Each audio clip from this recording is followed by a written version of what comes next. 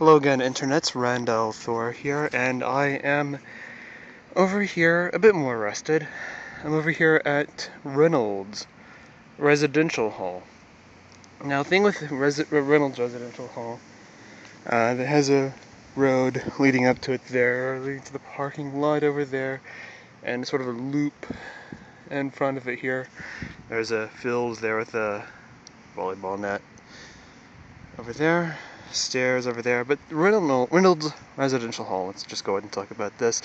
There's a tree, another tree. When I was a freshman here, Reynolds was the Honors College dorm.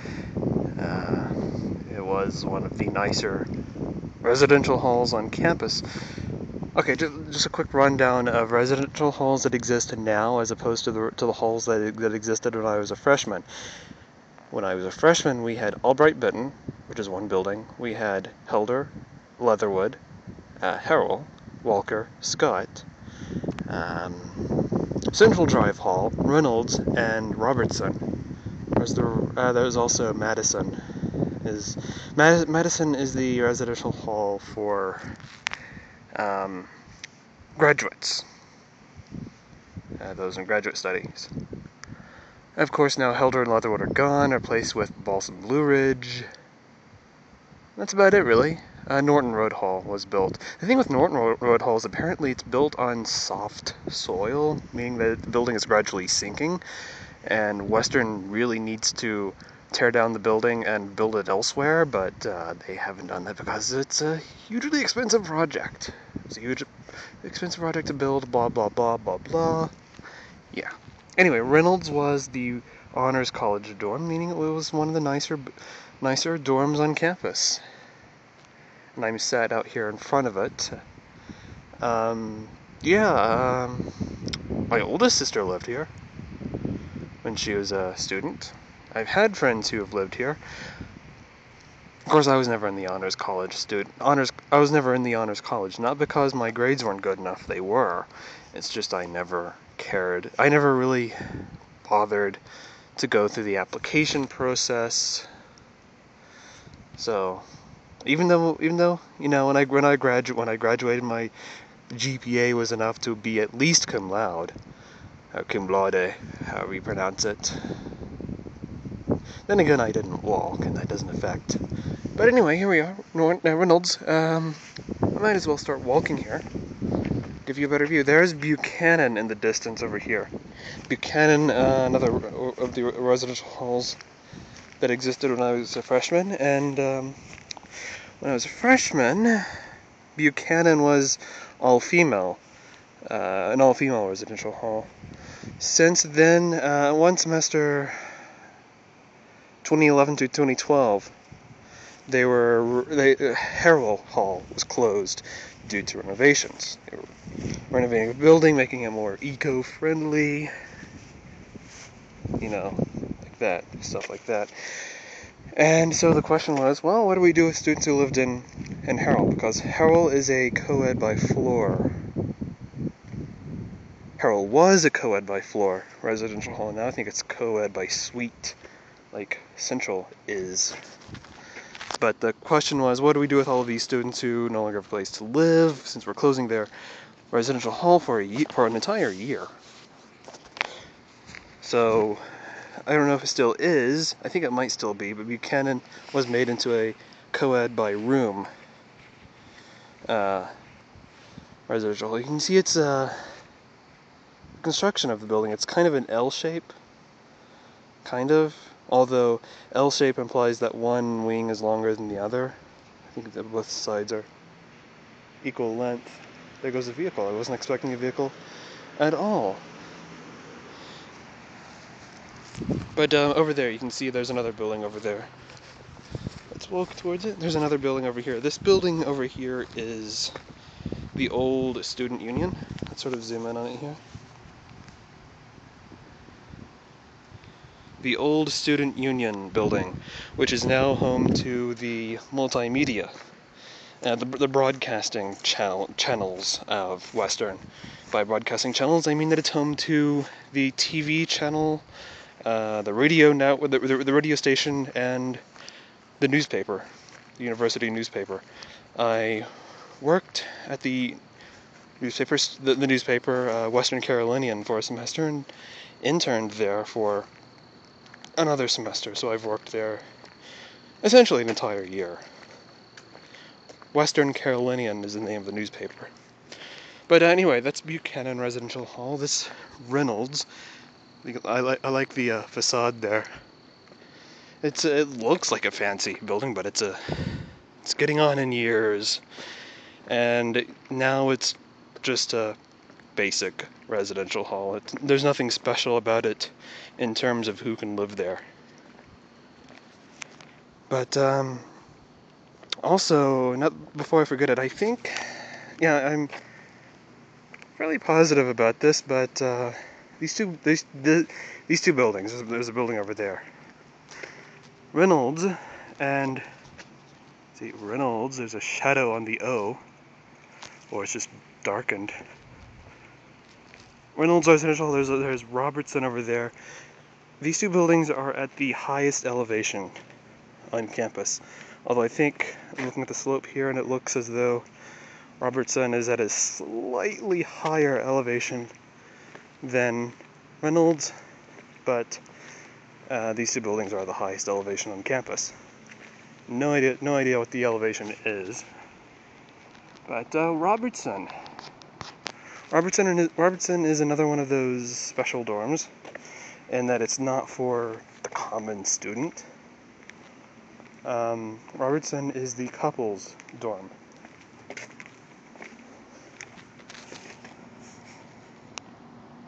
Oh, they still have that bin up. Robertson is for married couples.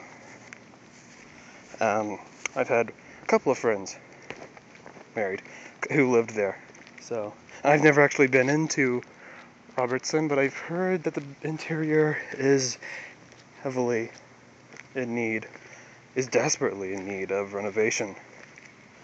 That's what I hear. Dumpster diving. Anyway, what was I talking about? Yeah, I was talking about buildings. Yeah, this is the highest elevation on campus. The parking lot goes all the way over there.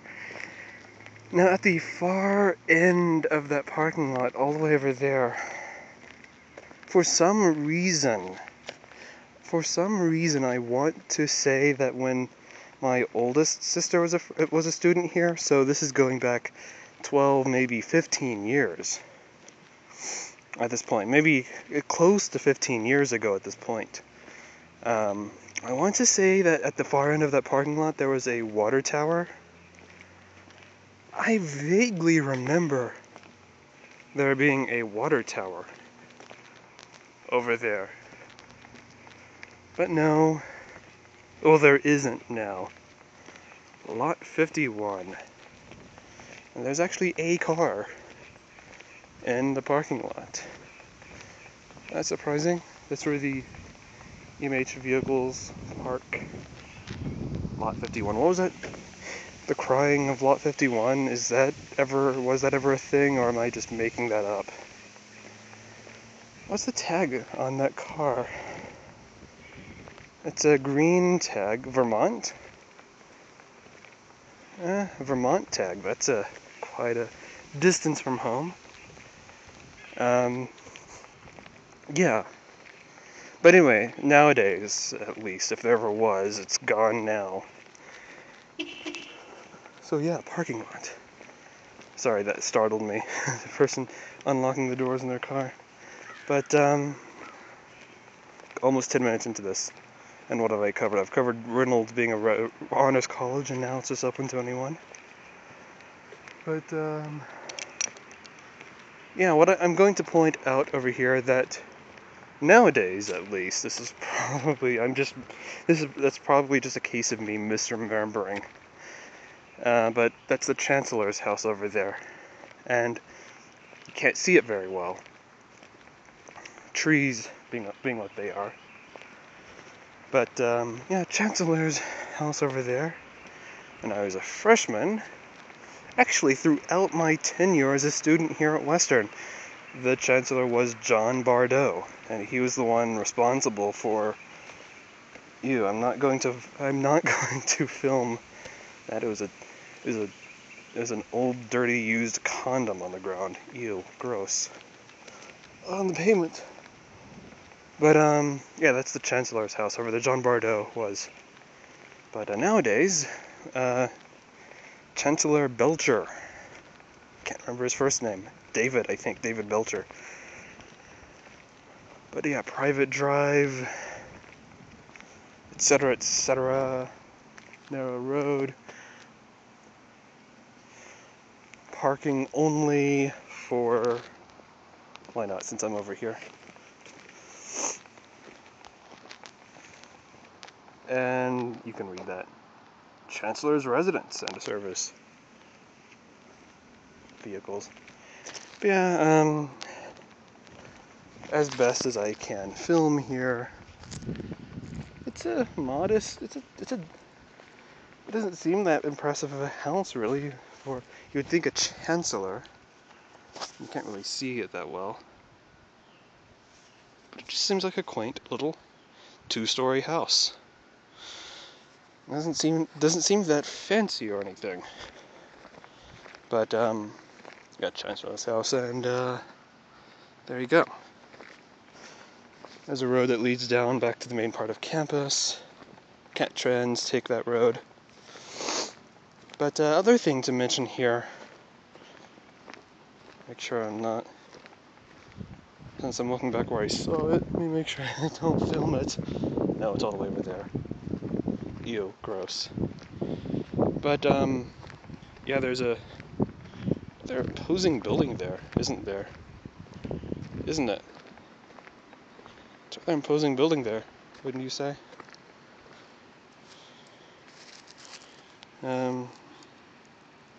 Rather imposing building there, wouldn't you say? That is the university warehouse. That's right there. The only interesting thing about the warehouse is that I think once a semester, they never can't announce when. It's announced to the staff, to the faculty, but never to the student population. But students find out about it inevitably, invariably. But once a semester, there is a surplus cell. You can probably imagine what a surplus cell would be. You can probably imagine what a surplus cell would actually be. As the university renovates, upgrades, hardware, stuff like that, furniture, supplies, computer hardware, stuff like that is marked as surplus, and everything that is marked as surplus is put over here to the warehouse, so that once a semester there is a surplus cell. Now, the cool thing about the surplus cell is that everything is sold for $1 each, regardless of what it is.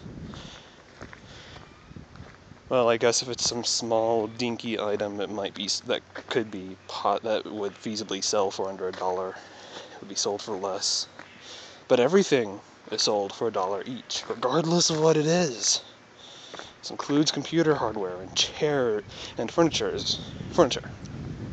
So, you can see how lucrative a sell this is. The desktop computer I had been using up until the Great Escape, it was a computer that I bought at the surplus sale for $1.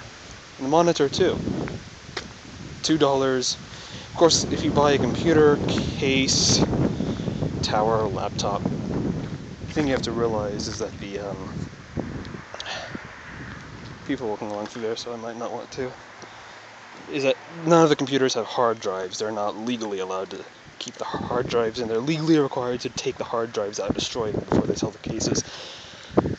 So really the hard drive is the only expense you have to make on the computer.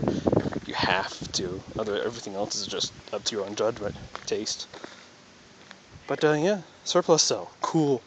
But it starts at 8:30 in the morning on a certain day. once a semester, meaning you have to get up at ungodly hours of the morning or camp out there the night before if you want to be at the start of the line, or towards the start of the line, basically. Because, yeah, computer dills, $1 each. Anyway, 15 minutes I've been talking here, walking around Reynolds and Robertson. The whole point that I wanted to do with these videos here is sort of capture on video here my thoughts on how the campus has changed over near enough to the past decade. I first started visiting Western's campus as early as '98. My oldest sister would have been here. Both my older sisters and I went to and graduated from Beam of Light there, Western Carolina University, and I think my oldest sister. So that my oldest sister would have started here in the late '90s. So over a decade of change I've seen with this campus. 16 minutes. Building. And I'm walking around behind. And I've still managed to keep myself off of... Anyway, just wanted to document changes to, just to... FM, service vehicle parking only? What does FM stand for? I don't know. But, yeah, here's a look to the, right there. It's, the entrance to the warehouse right there, where... That can't be it. Is it? No, that's not it. That's a school building, but a university building, but it's not the entrance to the actual entrance to the, the warehouse. You can't see it through the trees, but it's there. But just imagine lining up down there during the night. Yeah, surplus cells, they're lucrative and popular, and you can't really get down there from here. But